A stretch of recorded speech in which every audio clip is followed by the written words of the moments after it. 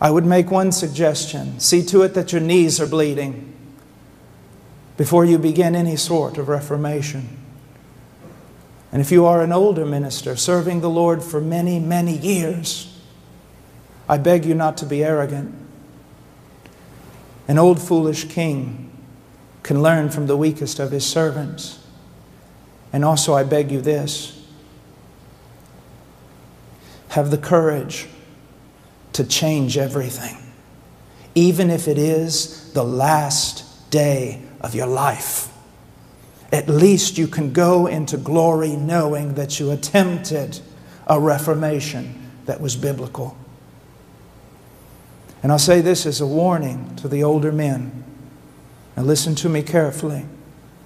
I know the admonition in 1 Timothy chapter 5 of the way I am to address you, and so I address you this way. But there is a great awakening going on in this country. And not only in this country, in Europe where I have been, and in South America and many other places, I see young men going back to the rock from which we were cut. They are reading Spurgeon and Whitefield. They're still listening to Ravenhill and Martin Lloyd-Jones and Tozer and Wesley. And it's a great, incredible movement. Just because popular media and Christianity today hasn't discovered what's going on, I want you to know that I would have never dreamed 15 years ago that I would see the awakening I'm seeing. Not through my ministry, but as I go to different places and see what God is doing without any of our ministries. Whether it's Holland, 1,000 young men declaring things have to change, crying out all night in prayer for the power of God and the truth of Scripture. Or South America, recognizing that they've been so influenced by psychology and all sorts of superficial techniques coming from America with regard to evangelism, and now weeping and broken are going back and evangelizing their churches. Or the inner city of the United States, where I have sat up at times till 2 and 3 in the morning discussing theology with young African Americans in the hood, whom God is going to raise up to do more preaching than anyone will ever be able to imagine on this day. There is an awakening. But now I'm going to say this with tenderness. Most men over 40 don't even have a clue about it.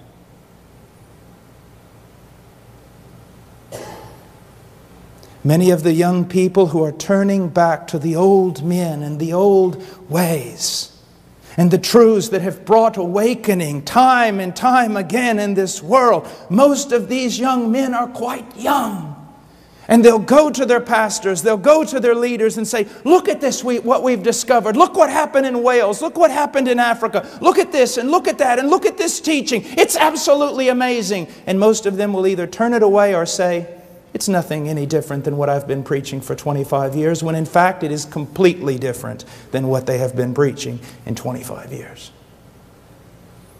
And so we need to be very, very careful to understand that God is doing work. And He who began a good work will finish it.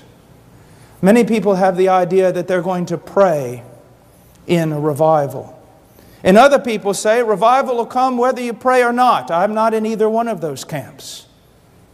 But I know this: when I see men and women and young people all over the world praying for an awakening, to me, that is the first fruits of revival.